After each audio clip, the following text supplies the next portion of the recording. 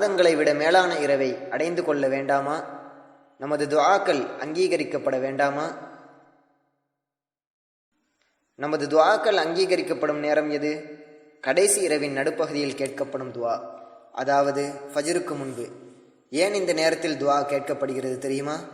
இந்த நேரத்தில்தான் அல்லாஹ் ஒவ்வொரு நாளும் கீழ்வானத்திற்கு இறங்கி வருகிறான். இந்த சிரமமான நேரத்திலும் நாம் எவ்வாறு எழ முடியும் என யோசிக்கலாம்.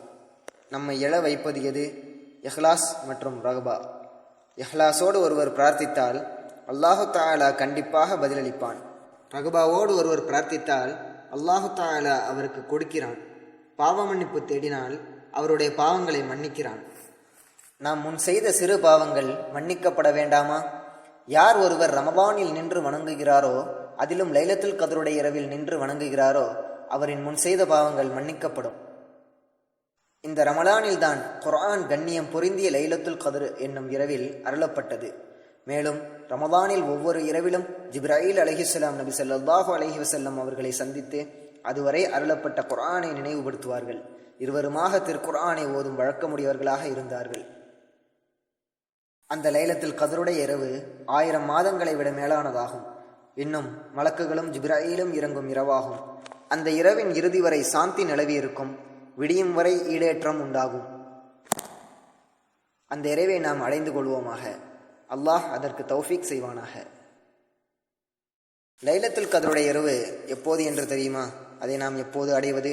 ரமலானின் கடைசி 10 நாட்களில், அதிலும் ஒற்றைப்படை இரவுகளில் லைலத்துல் கத்ரை தேடலாம் என நபி ஸல்லல்லாஹு அலைஹி வஸல்லம் அவர்கள் கூறியதாக ஆயிஷா ரலியல்லாஹு அன்ஹா அறிவித்தார். லைலத்துல் கத்ருடைய இரவில் ஏதேனும் பிரார்த்தனை உண்டா? உண்டு. اللهم إنك عفو تحب العفو فاعف عنا.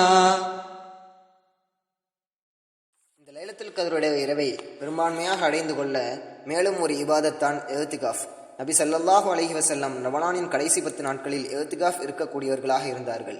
மேலும் இந்த மாதத்தில் வீசும் காற்றை விட அதிகமாக தர்மம் செய்பவர்களாகவும் இருந்தார்கள். எவர் ரமபானை அடைந்தும் மன்னிக்கப்படவில்லையோ அவர் நரகத்தில் நுழைந்து விட்டார், அல்லாஹ் அவரை தூரமாக்கி விட்டான் என்று நபி ஸல்லல்லாஹு அலைஹி வஸல்லம் அவர்கள் லஅனத் செய்கிறார்கள். பின் பாவங்கள் மன்னிக்கப்பட்ட நபி ஸல்லல்லாஹு அலைஹி வஸல்லம் அவர்களே கால்கள் வீங்கும் அளவிற்கு நின்று தொழுதார்கள் என்றால் நம்முடைய ரஹ்மானாகிய அல்லாஹுவிற்கு நன்றி செலுத்தாமல்